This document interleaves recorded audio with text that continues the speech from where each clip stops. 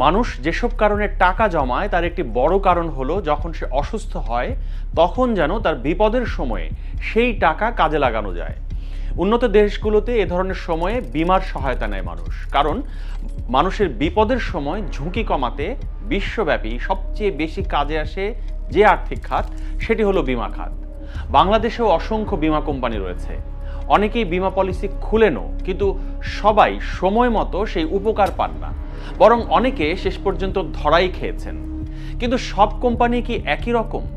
কোথায় বীমা পলিসি খুললে আপনি ঠকবেন না, কি দেখে বা কি বিবেচনা করে আপনাকে বীমা পলিসি খুলতে হবে, এসব জানাবো আজকের স্টার এক্সপিরিয়েন্স উইথ আহসানে। প্রথমে আসি বীমা কি এবং বীমা পলিসি খুলতে আপনাকে কি বিষয়গুলো জানতে হবে। বীমা হলো একটি আইনসম্মত চুক্তি। এক পক্ষ অন্য পক্ষকে ক্ষতিপূরণ দিবে বলে নিশ্চয়তা দিয়ে চুক্তিতে আবদ্ধ হয়। এর বিপরীতে বীমাকারী নির্দিষ্ট হারে প্রিমিয়াম প্রদানের নিশ্চয়তা দিয়ে চুক্তিতে আবদ্ধ হয়। জীবন বীমার ক্ষেত্রে ক্ষতিপূরণ হয় না, তাই জীবন বীমার ক্ষেত্রে আর্থিক নিরাপত্তা প্রদান করা হয়ে থাকে। জীবন বীমা ব্যক্তির মৃত্যুর পর তার পরিবারের আর্থিক সুরক্ষা নিশ্চিত করে। আর যদি ব্যক্তির মৃত্যুর আগেই মেয়াদ শেষ হয় তখন বীমা পলিসির মেয়াদ পূর্তিতে মুনাফা সহ সমুদয় টাকা ফেরত পাওয়া যায়। আপনি আপনার ব্যবসা প্রতিষ্ঠানেও বীমা করতে পারেন। দেশে অনেকগুলো জীবন বীমা এবং সাধারণ বীমা কোম্পানি রয়েছে যারা বিভিন্ন ধরনের বীমা করে থাকে। আপনি কোন ধরনের বীমা করতে চান, আপনি কোন ধরনের ঝুঁকি শেয়ার করতে চান এবং সেজন্য আপনি ঠিক কত টাকা প্রিমিয়াম দিতে প্রস্তুত তা ভালো করে বুঝে তবেই বীমা পলিসি খুলুন। বীমা পলিসি করার সময় অবশ্যই ওই পলিসির যত শর্ত রয়েছে তা ভালোভাবে পড়ে বুঝে তারপরেই পলিসি খুলুন। শুধু এজেন্টের কথা শুনে তার উপর নির্ভর করেই পলিসি খুলবেন না। বীমা নিয়ে আমাদের দেশে এক ধরনের নেতিবাচক ধারণা প্রচলিত আছে, তবে কয়েকটি বিষয় যাচাই বাছাই করে সঠিক বীমা কোম্পানি বেছে নেওয়া উচিত। এতে যেমন আর্থিক সুরক্ষা নিশ্চিত হয়, তেমনি বিপদের সময় টাকা পেতেও আপনার কোনো সমস্যায় পড়তে হবে না। বীমা পলিসি খোলার সময় সবার আগে যে বিষয়টি দেখতে হবে তা হলো বীমা কোম্পানির আর্থিক সক্ষমতা। কোম্পানির ওয়েবসাইটে কোম্পানির আর্থিক সক্ষমতার বিভিন্ন সূচক দেওয়া থাকে।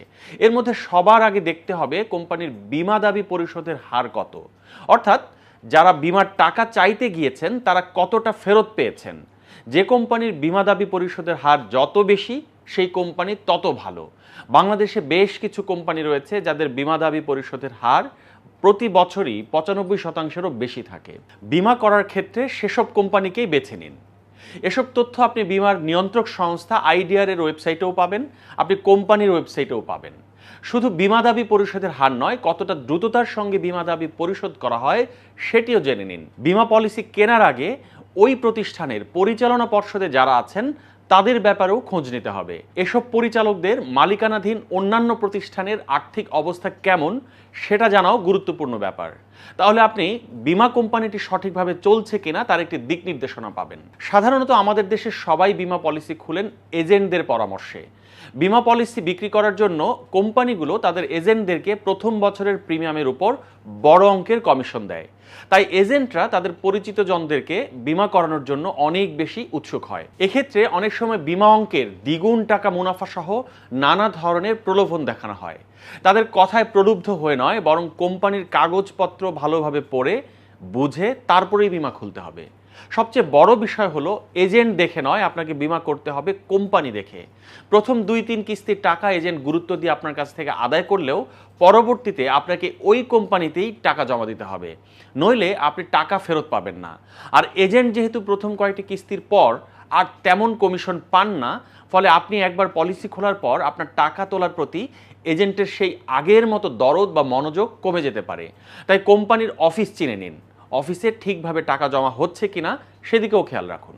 একই সঙ্গে গ্রাহকের প্রিমিয়াম গ্রহণ এবং দাবি পরিশোধের ক্ষেত্রে ডিজিটাল মাধ্যম ব্যবহার করা হচ্ছে কিনা তাও একটি গুরুত্বপূর্ণ বিষয়। অনেক ক্ষেত্রে বীমা কর্মীরা বা এজেন্টরা গ্রাহকের কাছ থেকে প্রিমিয়ামের টাকা সংগ্রহ করে দেরিতে জমা দেয় বা ক্ষেত্রবিশেষে কোনো টাকাই জমা দেয় না। এটা গ্রাহকের সঙ্গে সম্পূর্ণ রকমের প্রতারণা। এরকম ঘটনায় গ্রাহক প্রিমিয়াম পরিশোধ করেও সম্পূর্ণভাবে বীমা কাভারেজের বাইরে থেকে যান। পরে প্রয়োজনের সময় বা মেয়াদান্তে গ্রাহক বীমা দাবির কোনো টাকাই পান না। অনেক বীমা কোম্পানি রয়েছে যারা বীমার টাকা গ্রহণ এবং বীমা দাবি পরিশোধ করে ব্যাংকের লেনদেনের মাধ্যমে বা ডিজিটাল লেনদেনের মাধ্যমে। ওই ধরনের বীমা কোম্পানি বাছাই করুন। তাছাড়া বর্তমানে অনেক ব্যাংক তাদের কাছে ডিপোজিট রাখলে বীমার সুবিধা দিচ্ছে, সেখানেও আপনি বীমার কিছু সুবিধা নিতে পারেন। মনে রাখতে হবে বীমা মানে সঞ্চয় নয়, বীমা মানে ঝুঁকি শেয়ার করা। আর আপনি যদি একটি বা দুটি কিস্তি দিয়ে চিন্তা করেন এই বীমা আপনি আর কন্টিনিউ করবেন না, আপনি টাকা ফেরত চান, সেক্ষেত্রে বীমা কোম্পানি আপনার এই টাকা ফেরত দিবে না, বরং একটি নির্দিষ্ট সময় পর্যন্ত টাকা জমা দেওয়ার পর আপনি চাইলে টাকা ফেরত নিতে পারেন। তাই বীমা পলিসি খোলার আগেই আপনাকে ভালোভাবে ভাবতে হবে যে এই পলিসি আপনার জন্য জুতসই কিনা।